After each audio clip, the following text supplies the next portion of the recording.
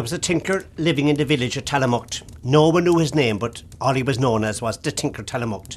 And he made his living by fixing pots and pans and poteen stills or moonshine stills in any place he could. One morning he came down for the breakfast, only to find not only had his fire gone out and no way of lighting it, but his meal chest was empty. But, as luck would have it, he'd a poteen or a moonshine still to fix on the other side of the mountain. So off with him he went, and he fixed it, and he got paid with 3 pieces of silver. So he came home as fast as he could, hungry and all as he was, and he came to the bog, and he took the shortcut across it. He was no sooner into the bog when he fell in deep up to his neck into a hole, and he said, "May the devil take me if I ever come back this way again." He came out of the bog, and the first thing he met was a beggar. And the beggar said to him, "Tinker Telemacht, have you anything for me?" Now the Tinker Telemacht was the kindest and decentest heart in all Ireland. He couldn't turn a deaf ear to a person in need, so he gave him one of the silver pieces. He went on a bit further, and he met a second beggar that was twice as bad as the first one. And the beggar said to him, "Tinker Telemacht, have you anything for me?" Now the Tinker Telemacht was the kindest and decentest heart in all Ireland. He couldn't turn a deaf ear to a person in need, so he gave him the second bit of silver. He went on a bit further until he was almost in sight of his own house, when he met a third beggar that was twice as bad as the other 2 put together. And the beggar says, "Tinker Telemacht, have you anything for me?" And the tinker said, "All I have left is 1 piece of silver. I'll cut it in half and give you 1/2. And the beggar said, "Give me all or give me nothing." Now the Tinker Telemacht was the kindest and decentest heart in all Ireland. He couldn't turn a deaf ear to a person in need, so he gave him the third bit of silver. With that there was a big flash, and instead of a beggar, what was standing there but a beautiful angel?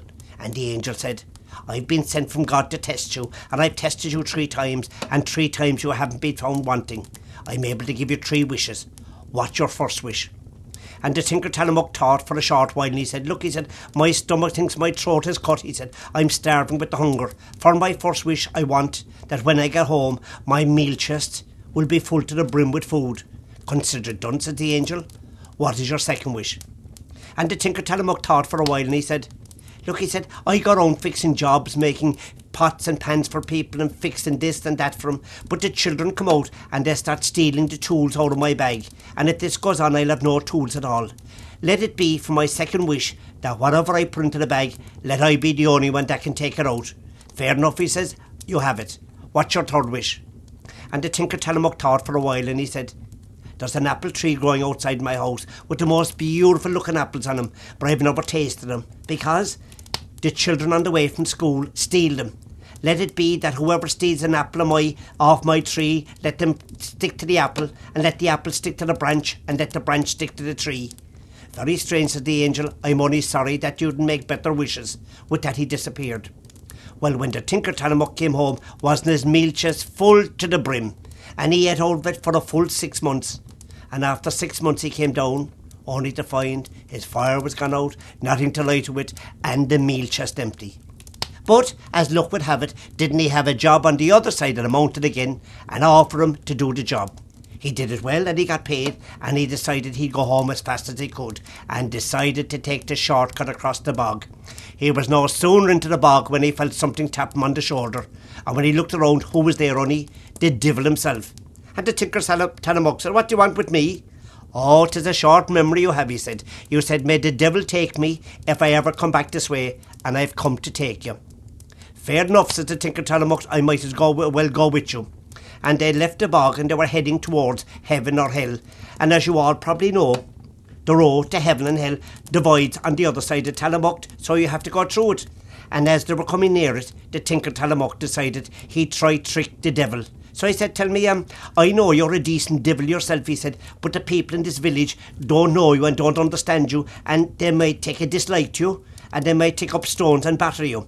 But I believe you've great power." "I has," said the devil, not suspecting anything. "Look," he said, "why don't you turn yourself into a bit of lead? I'll put you into my bag, and when we get out the other side, I'd leave you out and you'll be grand and safe." Sure, the devil, not suspecting anything, turned himself into a bit of lead. And the Tinker Telemacht put the lead into the bag and headed straight for the blacksmith shop and said, "Look," he said, "I think I've the devil himself inside in this bag here." "If you have," says the blacksmith, "we'll find out." And he put the bag up in the anvil and picked up a big sledge and started to wallop it. Every time he walloped it, the devil gave a roar, so much so that the blacksmith called his two sons, and with their 3 sledges they flaked and walloped, and the devil roared and shouted, and the more the devil roared, the more they walloped, until finally the devil could take no more. He burst into a load of flames and took the roof off the blacksmith shop and disappeared.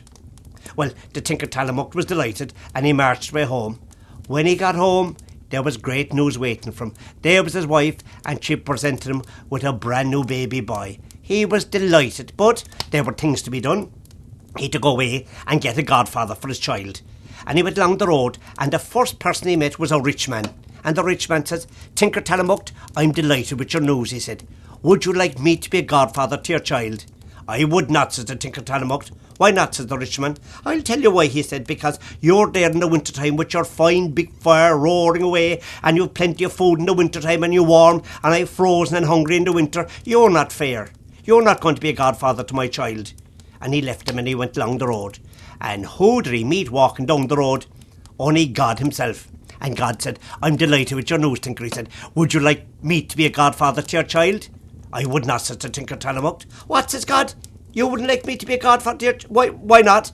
"I'll tell you why," he said. "You're not fair. You leave that rich man up there with his fine fire and a warm house and plenty of food in the winter time, and I cold and hungry here in the winter. You're not fair. You're not going to be a godfather to my child." And I won't tell you what God said to him, because it'll only ruin his image. With that, the Tinker left. And he walked along the road. And who did he bump into? Only Death himself. And Death said, "I'm delighted with your news." Before Death could say another thing, the Tinker said to him, "Would you honour me by being a godfather to my child?" And Death said, "Me? Why me?" "I'll tell you why," said the Tinker of Telemacht. "Because you're the fairest of all. You come to the young, the old, the rich and the poor. You're the fairest of all. I'd like you to be a godfather to my child." So, of course, Death was delighted, and he went away to the christening, and after the christening was over, he called Death to one side, put his arm under his cloak and took out his bottle. This is on Juck's line to the drink of life.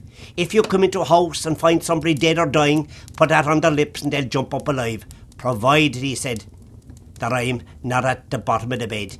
If you come in and I'm at the top of the bed, you can put on their lips and they'll jump up alive, for if I'm at the bottom of the bed, it meant I've picked that person for myself. With that, he disappeared. Well, the Tinker of Telemacht gave up his job fixing pots and pans and went around bringing people back to life. There was way more money in it. So he was going around Ireland in a big carriage, because he got one at this stage. And he was passing this house, and he heard the most awful lot of golding, and he said, "Stop the carriage." And when he came out, a woman in the house came out and said, "Tinker of Telemacht, I recognise you. My prayers have been answered. My only son is dead in bed here. Can you help and bring him back to life?" And the Tinker of Telemacht came in, and he saw Death at the bottom of the bed. "I'm sorry, ma'am," he said. "Death has picked him for himself. I can't save him." "Oh," she said, "he's all I have in the world," he said. He's all I have. Can you please help me?" Now, the Tinker of Telemacht was the kindness and decentest heart in all Ireland. He couldn't turn a deaf ear to a person in need. So he said, "Go away and get 4 strong men," which he did. And he put a man at each end of the bed, and he said, "Right, lads." And what did they do? They lifted the bed and turned it arse about face, and before Death spotted what was going on, Tinker of Telemacht put 2 drops of the bottle into the young fella's lips, and he jumped up alive looking for a mug of cocoa. Well, the rejoicing in that house was something else. Of all the gold and silver and riches he got, 'twas nothing to compare with the gratitude he got from that widow woman. He was no soon round the house when Death tapped him on the shoulder and said, "I have enough of your joking," he said. You've had a laugh, he said, "but I'll have the last laugh. Time to come away with me." "I suppose I'd better go with you," he said. And as they were coming near the village of Telemacht, the Tinker turns to Death and said, "Tell me," he said, "is it a long way to heaven?" He said, "'Tis a good step out, all right," he said. "Look," he said, "pick a few of them apples there," he said. "They'll keep us going on the journey." And of course, Death, not suspecting a thing, reaches over and grabs an apple. And if he does, he sticks to it. And the apple sticks to the branch, and the branch sticks to the tree. And he's stuck there forever, and the Tinker of Telemacht goes around Ireland curing for another 300 years. And after 300 years, he comes back to the spot, and there's Death still there. And Death said, "Please release me, set me free." They made a song of it afterwards. Anyway, the Tinker of Telemacht, being the kindest and decentest heart in all Ireland, he couldn't turn a deaf ear to a person in need, so he released him. And if he did, Death said, "I have a lot of catching up to do. Come on away with me now," he said, "and no more tricks." "I'll go with you," he said, "but look, he said, it's a long while since I had a look inside my old house. Could I have one look inside? And they came in, and there was a bit of a candle lighting. Look, he said, let me stay here, he said, just till this candle burns out. And Dad said, right, he said, the minute this candle burns out, you're coming away with me. And what did the Tinker of Telemacht do only? Picked up the candle and blew it out. It'll take a long while now for it to burn down, he said. And he took the candle and he buried it in the bog. And it took 300 years for the bog to wear down to where that candle was. And Death was waiting. Took out the candle, lit it, and when it burned down, he went away and called the Tinker of Telemacht. Come on away with me now, he said, enough your tricking. And they went straight up to heaven, and St. Peter said, who have you for me? I've the Tinker of Telemacht. What, he said? There's no way he's getting in here, he said. He refused to leave God to be a godfather to his child. He's not coming in here. And Death looks at the Tinker, and the Tinker looks back at Death, and Death said, you'll have to go downstairs. So they went downstairs, and the devil said, who have you for me? I've the Tinker of Telemacht. What, he said? I can remember him when I met him the last time. He's not coming in here, he said. He said, if he comes in here, he'll have us all fighting within a week. He can't come in here. And Death looks at the Tinker, and the Tinker looks back at Death. And Death said, they don't want you above, they won't have you below, and I can't have you back on earth. What am I going to do with you? And the Tinker of Telemacht said, when I was a little boy, he said, in the village of Telemacht, I used to love watching the salmon go up the river. Why don't you turn me into a salmon, and I'll be as happy as the day was long. And with that, Death touched him on the forehead and turned him into a salmon. And now, even to this very day, fishermen from all over the world try come to the village of Telemacht to try catch the salmon with the black spot on his head. But they'll never catch him, because you and I really know that it's not the salmon, it is really the Tinker of Telemacht.